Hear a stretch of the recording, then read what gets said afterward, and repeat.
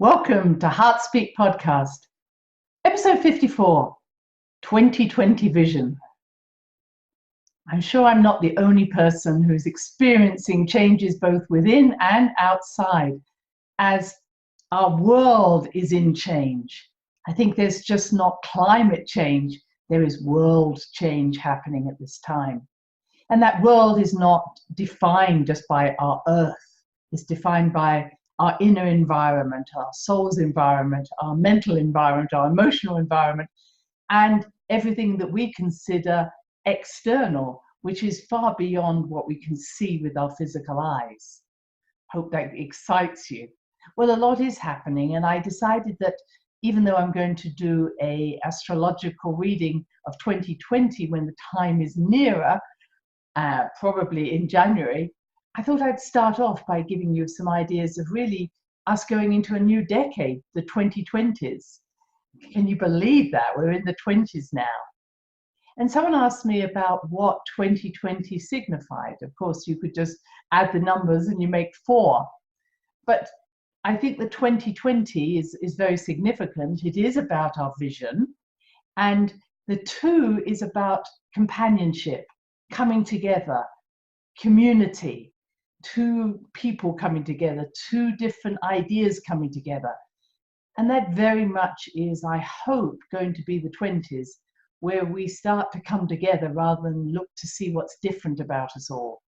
So the end of polarization would be fantastic, where we recognize that we are actually stronger when we come together, not weaker. And I remember years ago being told that the 0 in a number actually means vision. So when we have 2 zeros, then our vision is becoming greater.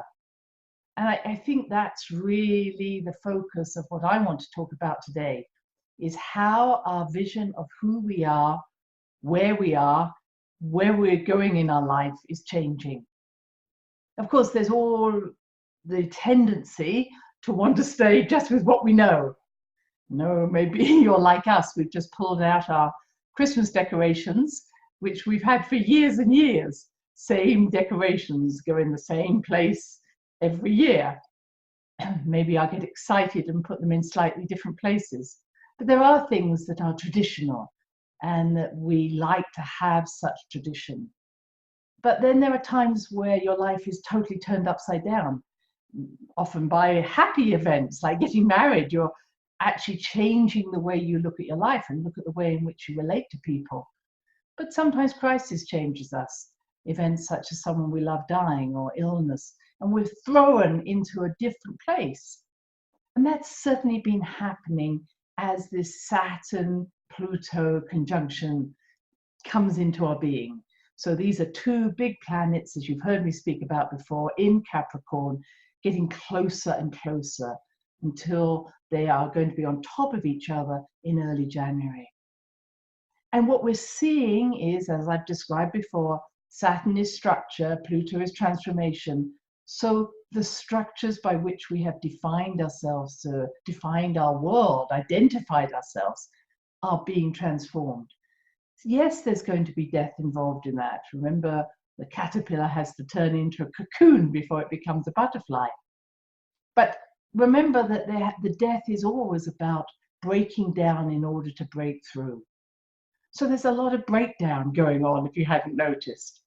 We're both in the 2 countries I live and admire being part of the citizenship to, both the UK and the US, are going through tremendous changes in their governments. And it's not just governments, organizations. Everything by which we define, as I say, ourselves, structures which support us, are going through review. And I like now the word I'm using for this Saturn-Pluto conjunction as a restructuring. Just as I say, the caterpillar restructures into a butterfly. That's miraculous. Or a little tadpole becomes a frog. So how are you being restructured? How is your thinking being restructured?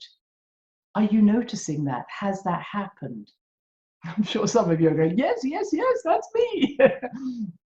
But certainly, I have said before that what I thought I was going to do this year hasn't even started because many other things came into my world that I needed to deal with.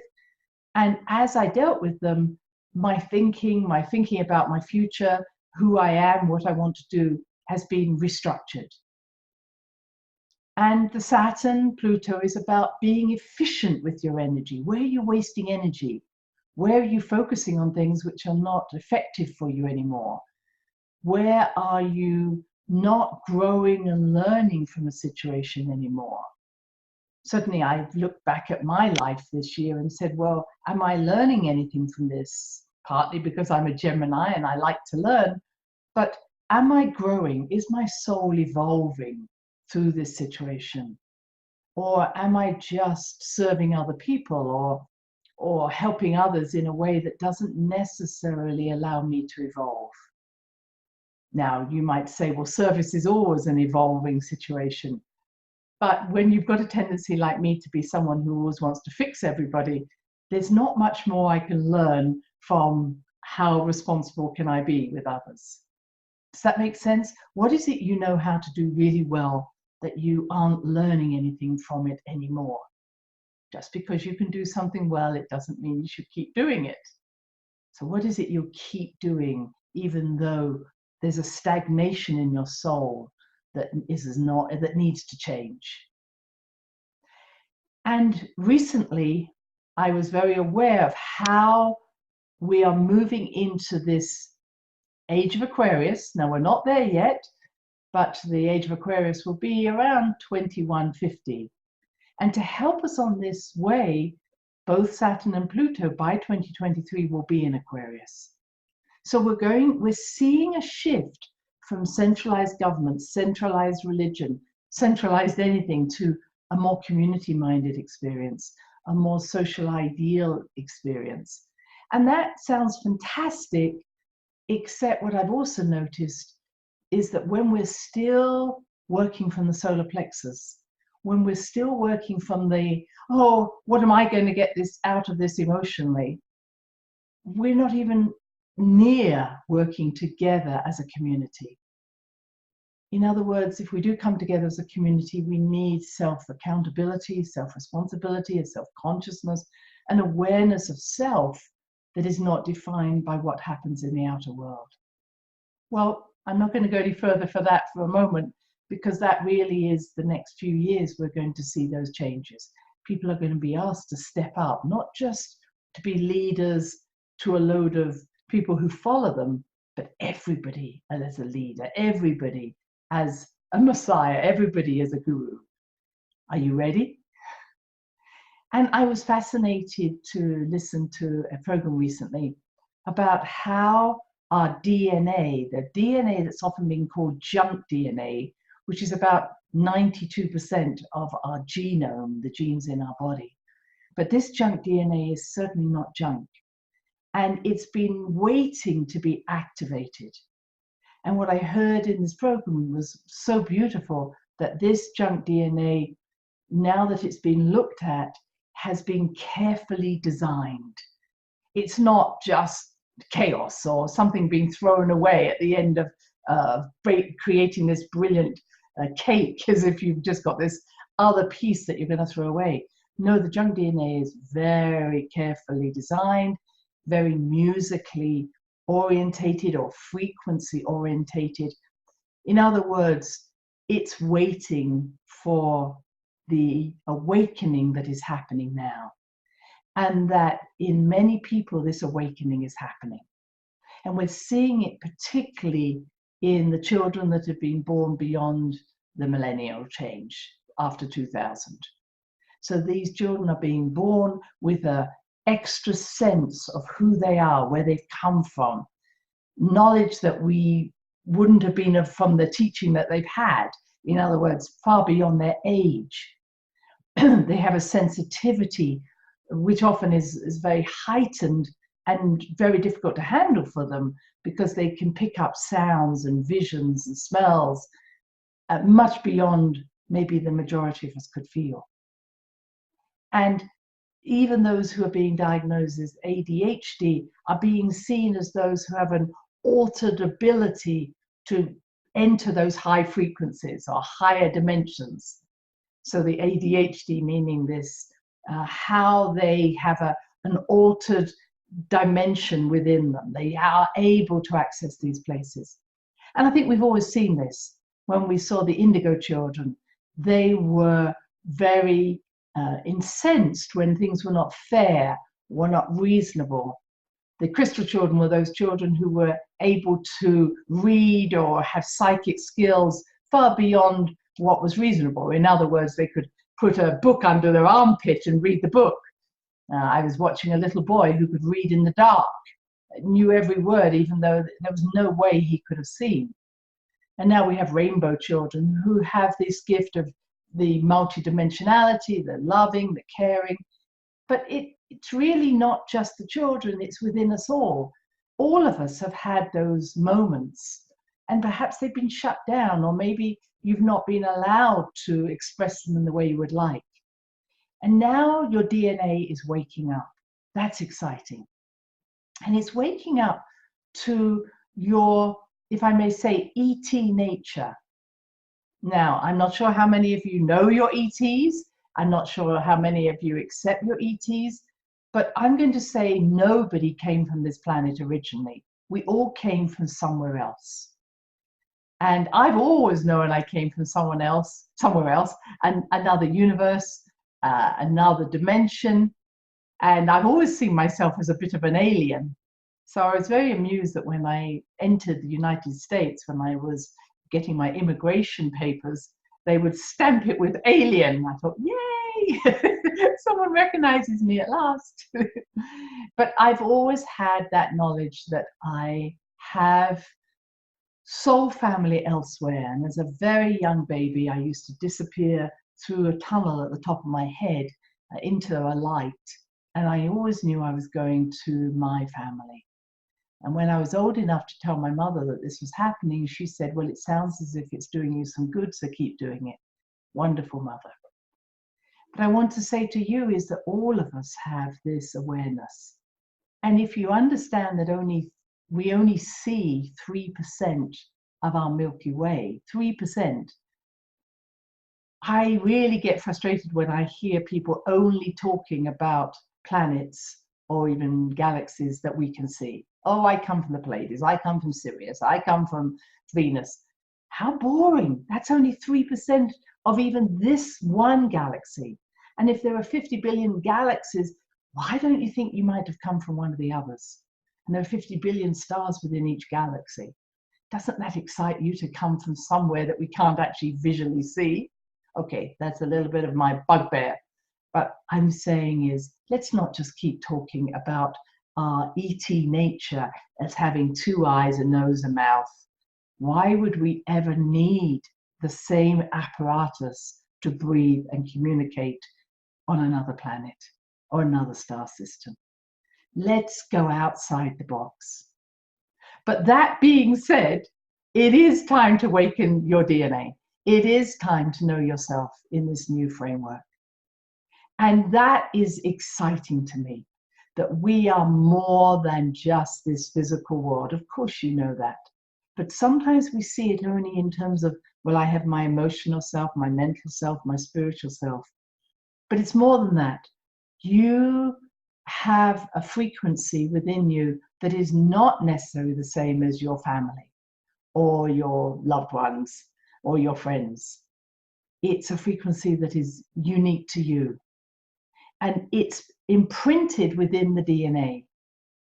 And there was a wonderful book which was created years ago, which is The Only Planet of Choice, which talked about how the 22 strands of, or the 22 chromosomes had been created from 22 groups who laid down their frequency, their knowledge, their information into our DNA. In other words, our 22 chromosomes are made out of 22 groups of star people. And each of us comes from those different groups. Now, I don't think there's just 22 groups. You could even say each chromosome has a little piece of many more star people groups. And so what is happening is that this information that tells you who you are. And please, again, you're not about a little green man or a little pink man or a little blue man with eyes and nose. It's about a consciousness. Your specific consciousness is being woken up. And it's being woken up specifically using music or words. That's what they found, because the DNA looks and can be played as if it's a musical tune. And I feel that this is the words that are waking up the DNA are not just simple words that we might say in an affirmation. They're words which have carried on through many cultures, many ages, such as shalom or namaste or I am that I am or alleluia. And they're only the ones I know within my own language. There would be many in languages I have no knowledge of. And they're often Sanskrit. We say that's one of the more ancient languages, but it's not the most ancient. And there are many writings on different parchments or stone that we can't even describe how that would be spoken. And I've met people who speak or sing the language of light, where they sing, but the words they sing are not of this planet. And it seems to be these gifted individuals are able to waken up that DNA. But maybe you can do that yourself. Maybe there are catchphrases that you really are filled with joy when you say them, such as namaste. And that we know that when you sing them, not just speak them, they have a more profound healing experience for you. So I'm leaving you with that thought. It may even be something you hear, like a hummingbird. It might be a hawk. It may be a dolphin. It may be a whale. These are very ancient sounds that when you hear them, there's a sense of, yes, I remember. I think there's also visions. I think there are things like seeing a rainbow or a sunrise or sunset. These non-man-made natural gifts that seem to inspire us all, that nobody ever, when they see a rainbow, goes, oh, just another rainbow. Everybody gets excited. There's some awakening that's happening. And I wanted to bring that in because watch this space. This is going to be exciting. The highest levels of healing are sound, and they are music, and they are vision, and they are color. And these are going to be more noticed in the future than we've ever had before.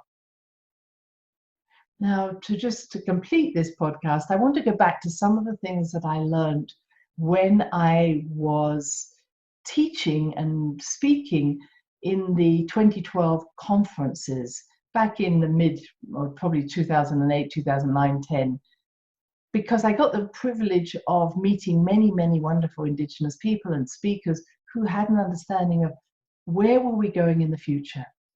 And they spoke about how the time between 2020 and 2023, 24 was going to be very challenging for us. And that's really why I wanted to start with something positive, to say, no, this is not the end. This is the beginning of a new way of us seeing ourselves. And we need to open our eyes. We need to be willing to move beyond the emotionality of our world, or the fixation on fear and shame and trying to build up one person's ego over another. We need to move beyond that. And 2012 was really the beginning of a new world. Many of you may have heard it was like the end of a world, but it wasn't the end of the world as we see our earth. It's the end of a world because to the Maya, a world was a 26,000 year cycle. And we came to the end of that and we've started a new world. And I've seen and known that this new world in its matrix form, in its blueprint form, is already present.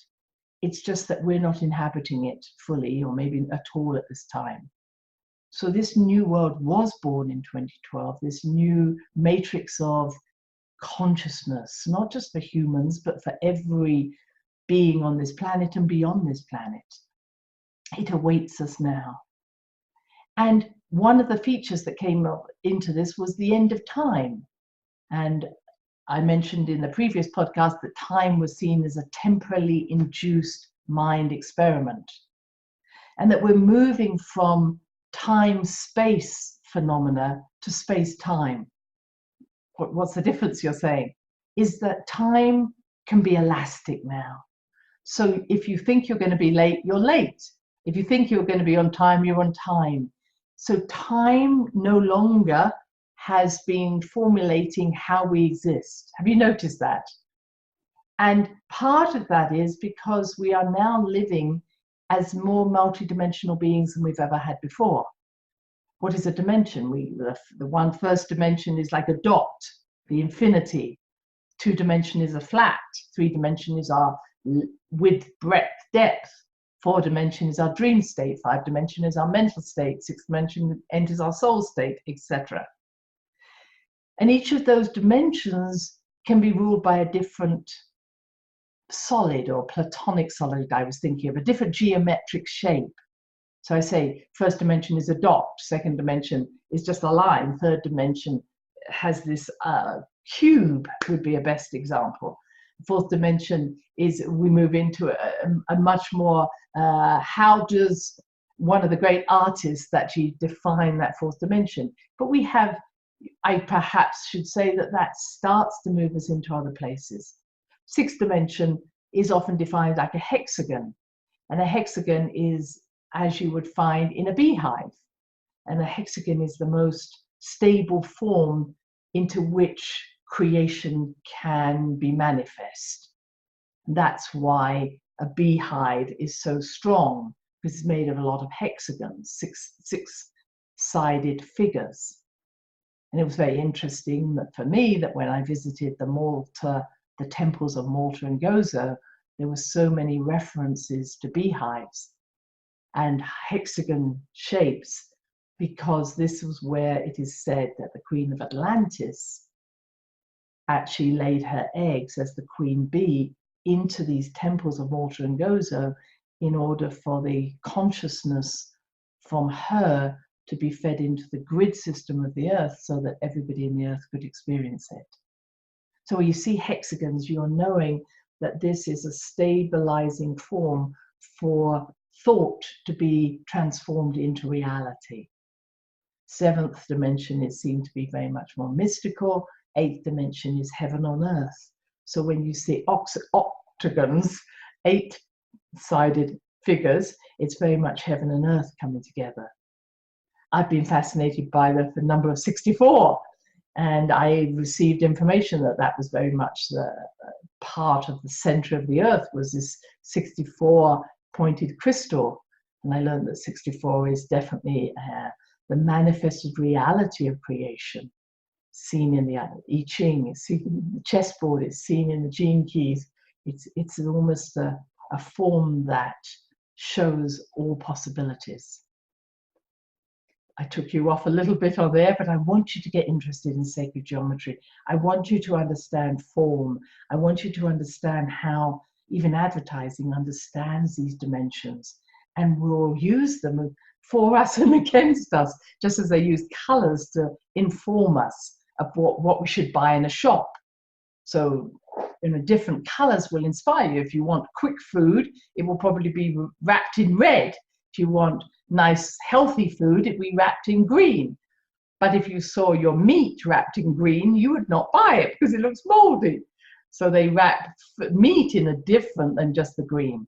I'm going off my subject there, but I'm trying to say is that symbolism, color, sound are already being used to inform us, to change our minds.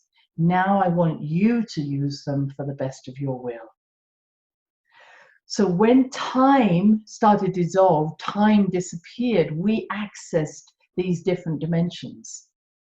And you understand that because when you have a dream, your dream can be over a few hours or a few days or in your mind. But if you wake up and you go, wow, that was just half an hour in Earth time, but that was many days even in my dream state.